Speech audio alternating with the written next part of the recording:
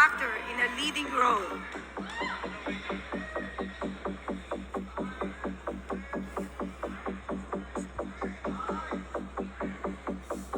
Call Me Mother, Vice To present the Mas ina-expect kong hindi nananalo. Mas ina-expect kong hindi nakikita. Mas ina-expect ko yung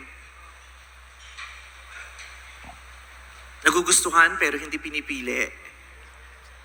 O mas nasasanay ako dun sa napipili pero hindi maaari. But tonight, maaari na.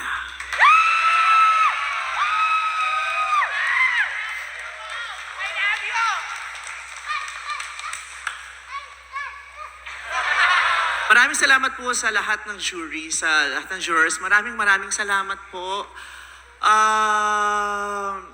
Kanina nga, nung sinasabi yung mga pangalan ng jurors, sabi ko, sabi ni Director, bakit? Kinabahan ako, bakit? Puro lalaki yung jurors. Tapos may pare. Pero salamat po, nakita niyo. Salamat po, kinilala niyo po ako. Maraming salamat po.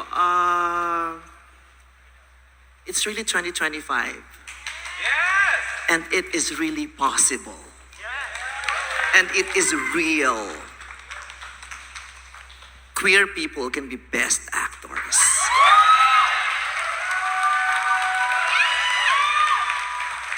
A queer person in gown can be a best actor. It's 2025. It's about damn time. Maraming salamat po sa... Sinisipon ako. Maraming salamat sa mga producers ko at sa writers ko at sa Metro Manila Film Festival for allowing us to tell a wonderful story. Maraming salamat sa aking direktor na hinayaan mo akong isabuhay ang isang karakter na realidad ng napakaraming individual, lalong-lalo na bahagi ng LGBTQIA+ community.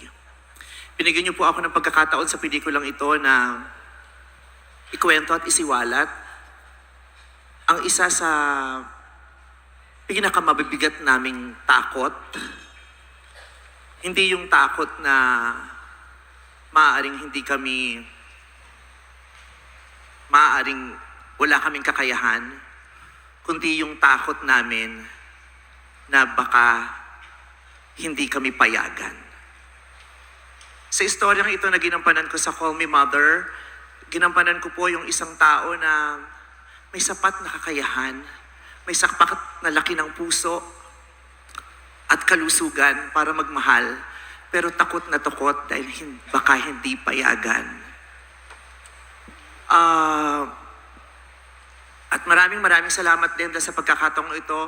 Sa pelikulang yon, nasambit ko yung linyang, kami mga bakla, maaaring hindi kami magdalang tao, magbuntis at manganak. Pero nanay kami. Nanay kami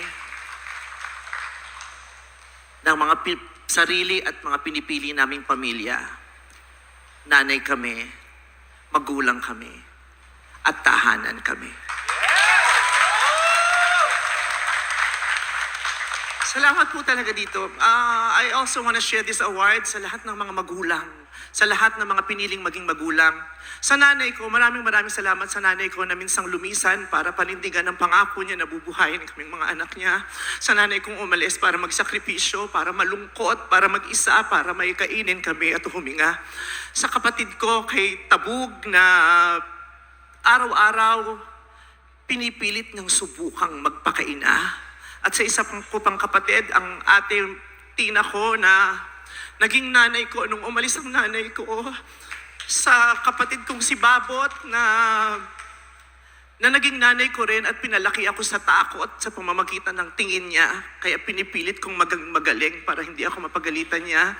Sa mga nanay ko sa industriya, kay Tita Cory, kay Wende Ramas na nanay ko. Maraming salamat. Inaalay ko rin itong award na to kay Ryan Bang, nakauna-unahan kong anak.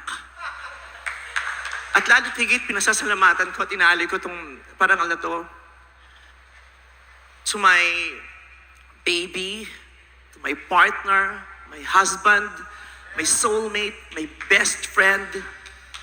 Ayon, this is also for you. Sabi nila, bakit daw damang-damang ko? Sabi ni Sir Carlo sa akin, bakit hugot na hugot ka dun sa pelikula sa Call Me Mother? Parang nanay na nanay ka talaga. Kasi dabang-damang ko talaga.